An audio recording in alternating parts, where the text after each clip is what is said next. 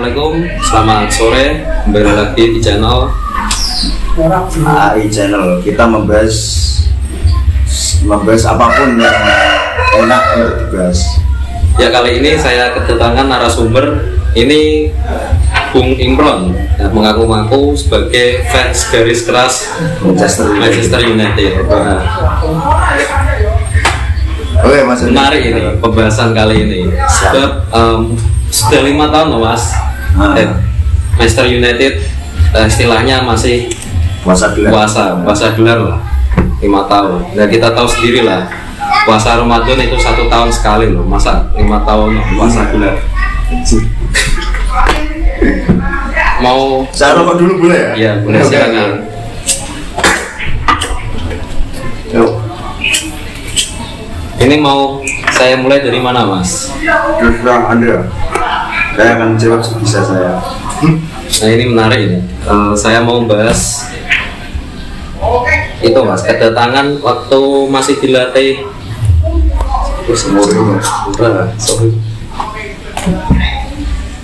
Oleh Nah, pada saat dilatih oleh kan dipecahkan. Nah, kadang-kadang Ralf Rangnick menjadi suksesor Manchester United. Nah, kita tahu pada saat awal kedatangan Ralf Rangnick, nah kadang-kadang ada yang bilang, oh itu gurunya dari Tuchel sama Klopp. over ekspektasi. Ya, over ekspektasi. Nah, realitanya gimana, Mas? Kok MU ini menutup kemungkinan lolos Liga UCL musim depan? Sebenarnya gini, kita sebagai fans MU, bukan saya.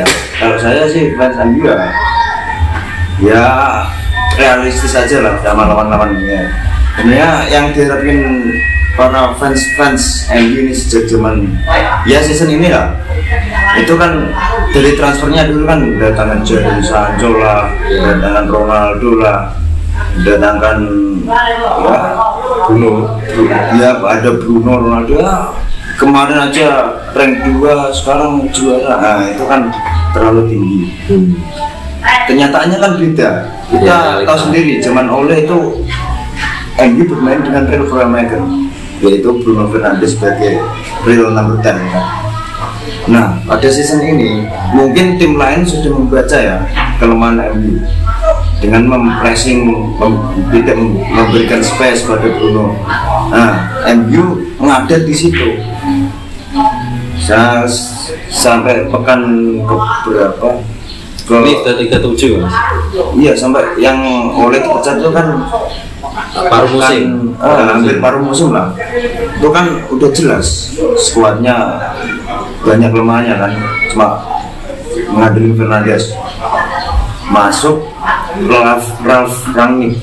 Ya, Ralf Rangnick kan istilahnya orang tahu kan bapaknya bikin pressing, Jurgen Klopp sama Tuchel. Kan tapi pada awal gitu, Mas. Pada awal musim sesuai ekspektasi fans dari kedatangan pertamanya. iya, pada awal musim pun Rangnick kan terkenal 4-2-2-2-nya dengan pressing di atas 5, 6, 7 pemain dia kan. Iya. Pada awalnya sekitar menurut saya 3-4 pertandingan awal itu MU kelihatan pressingnya luar biasa. Cuma dia nggak konsisten. Nah, karena apa nggak konsisten? Ini masalah mental, Mas. Mental dari individu. Kan MU sudah kurang lebih 4 musim lah bermain nggak menggunakan sistem, menggunakan skill individu. Jadi pemain dibebasin, mau kreasi apapun dibebasin. Itu pas zaman Ole ya, Mas? Zaman Mourinho pun sama. Zaman Mourinho udah dibebasin kayak gitu. Datang Rangnick memberikan sistem, pemain mungkin sebagian ada yang bisa bikin, tapi sebagian enggak. Selang berjalannya waktu, saya sendiri nggak tahu ya. Mungkin para pemain egonya besar kayak Pogba, kayak Rashford, bukan Rashford, Greenwood, Sancho, terus Maguire, itu mungkin egonya besar. Mungkin ya Rangnick datang ya, ini cuma interim gini.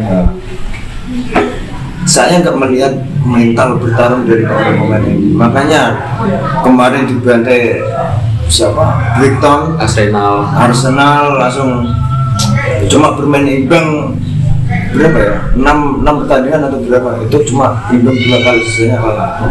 Nah ini ada something wrong. Kalau kekurangannya kualitas, saya nggak setuju. Para pemain itu bisa membuktikan itu kualitas. Ini banyak berita-berita di luar sana atau rumor yang mengatakan pemain Manchester United kalau datang ke lapangan itu kayak gitu loh mas, jam karet lah, molor, ada yang manja. Nah itu menimbulkan pelatih kayak emosi lah. Oh pemain MU kok sekarang katakanlah kayak manja lah. Itu gimana mas tanggapannya? Kan MU selama ini ya 4 tahun terakhir, 5 tahun terakhir itu kan mendatangkan pemain bintang semua. Jadi mereka pemain bintang, cuma nggak ada pelatih yang istilahnya bisa menaungi mereka. Kenapa zaman sekarang Manchester United tidak mengorbitkan pemain dari akademinya? Masanya kan tahu lah. Akademi dari Manchester United itu bagus-bagus semua. Class of 92 dulu. Kenapa mas? Gini, kalau kita bicara akademi, enggak, klub sendiri kan. Filosofi MU dulu kan terkenalnya kan karena Class of 92, terus pembelian yang smart dari Sir Alex yang. Nah, semenjak keluarga utama Glazer mempertahankan ke keluarga kedua, correct me if I'm wrong, itu berubah, dia lebih ke sisi ekonomi untuk membangun klub. Jadi dia datangkan pemain bintang yang enggak sesuai dengan strateginya, contoh atau tidak, katakanlah tidak sesuai dengan bandrolnya ya. Kayak Sancho, Maguire. Kalau Sancho belum kelihatan lah, masih muda. Kalau Maguire sendiri mas? Nah saya jawab yang ini dulu ya. Itu mau lebih ke sisi ekonomi. Oke, silakan mas, lanjut. Nah, mendatangkan pemain bintang, otomatis kan dia jualan kaos, merchandise dan lain-lain kan naik.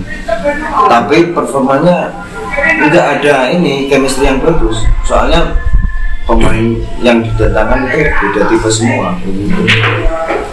Jadi ya itu emang menurut saya kesalahan dari manajemen sendiri ya. Terus yang terakhir tadi gimana? Maguire harganya melebihi Virgil van Dijk mas. Iya. Kalau kita bicara kualitas Maguire, sebenarnya dia berkualitas. Soalnya apa? Di timnas pun dia main bagus. Di klub pun musim terakhir, musim lalu dia bagus banget bermain. Cuma di musim ini dia kayak apa ya? Kehilangan jati diri ya, bisa dibilang seperti itu. Dia ya bermain Maguire kan the only one. Sebenarnya passingnya bagus dan lain-lain. Cuma dia kalah di speed, dia nggak punya speed, lemah banget. Nah, yang musim kemarin dia kan tandemnya Lindelof ya. Iya Lindelof. Itu Lindelof bisa nutup, asli bisa nutup.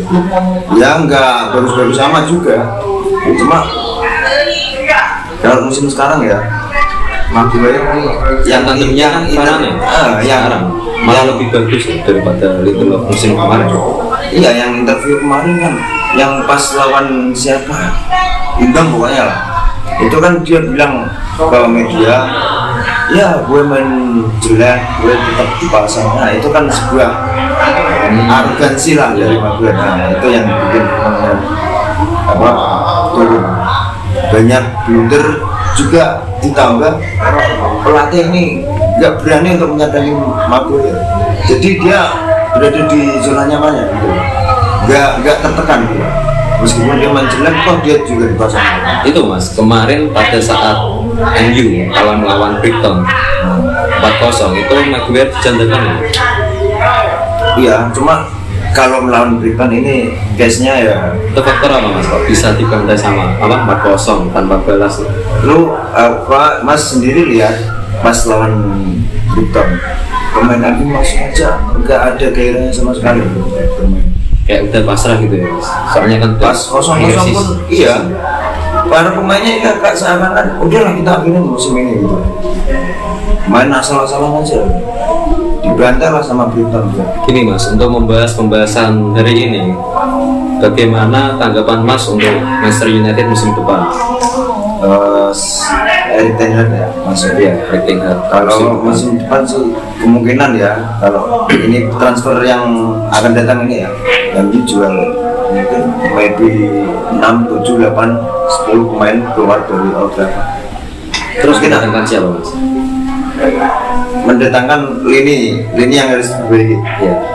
Kalau mas saya lini tengah double pivotnya itu enggak kelasnya Henry lah. Kalau sama Fred itu enggak bisa mantap. Matic pun sudah tua kan, dia udah konfirmasi keluar. Yang selanjutnya yaitu lini pertahanan pasti. Kalau menurut saya pemain yang bagus ya, mungkin yang pemain yang cocok sama Ten Hag ya, Julian Timbernya Ajax, central defender, sama mungkin kalau menurut saya Frenkie de Jong Barca.